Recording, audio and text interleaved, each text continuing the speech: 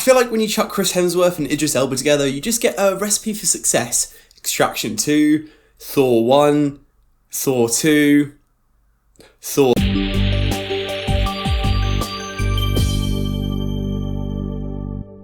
Extraction 2. Two Extractions, Too Furious. Director Sam Hargrave is back with Chris Hemsworth and the gang to give us a new story following the near-death experience of mercenary Tyler Rake. This new mission takes us to Georgia to rescue the family of his ex-wife's sister. And, well, yeah, shit goes down. Extraction 1 was great. God, that was one of my old reviews from like, what, 3 years ago?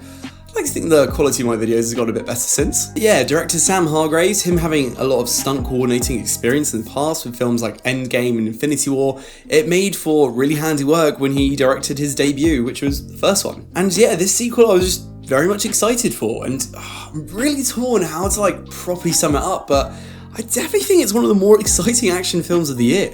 Really, honestly might be up there with this year's best. First off, it starts in a good place, with Tyler Rake actually having to recover from the events of the first film. I really like the way they ease us into this film. We've got a few chuckle moments here and there as well, but they also added quite a lot to Chris Hemsworth's character. And Chris Hemsworth is just incredible in this. He can bring that emotion when he needs to, but he's also playing the same character as last time, which is just brutally honest, no shits given, and he just nails the action choreography. And from that decent character opening act, we just get 20 minutes of just pure bliss. It's this prison escape sequence in style of a one take, and obviously it's been stitched together with hidden cuts, but it was just a one take that just kept giving and giving. And honestly, with it being about 20 minutes long, there's only about 5 times we could probably notice a hidden cut. It was honestly incredible. One of my favourite action moments of the year, without a doubt. Each new area he goes into just requires a completely different set of choreography and changes up the way he has to fight and deal with enemies constantly. From guns to fists to riot shields to car chases to miniguns, honestly this sequence has it all.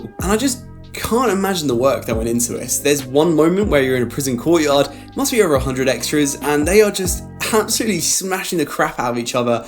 And I tried to look for anyone that was fluffing or anything like that, and everyone was just nailing their timings. I'm honestly willing to say that this scene alone makes the film worth watching. I will say that one of the drawbacks of having it be a one take like this though is that sometimes the camera is having to get out the way of the characters as they're traversing through each separate room, and it can feel like there's an actual fourth person in that room. You feel like the cameraman's actually there, and it feels a bit weird, and it can sometimes take you out of it. And then the other drawback, I guess, is that the scene is just so good that I don't feel like the rest of the movie can keep up with it. The bad guys are generically bad, and unfortunately what drives most of the story and the action in this film is the bad decisions of a very annoying kid. And there are a few other major action moments as well, and they are good, don't get me wrong, but they just don't quite live up to that one take at the start. I will say the deaths feel pretty imaginative though. There's a great use of a gym room in one of the hotels, and it just feels like every fight is just that much more painful. You feel those shards of glass, the nails, the skull cracks.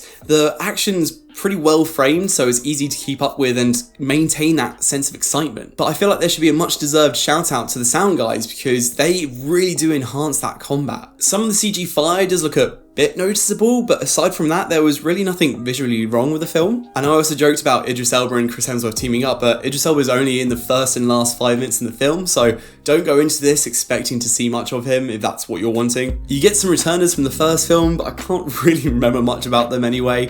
And aside from Chris Hemsworth's character, I could really take or leave the rest of the cast. And if I was to base this review on just the last hour of the film, I would have said it was a pretty good action flick, you know, it's something to stick on, you'd have a decent time with it.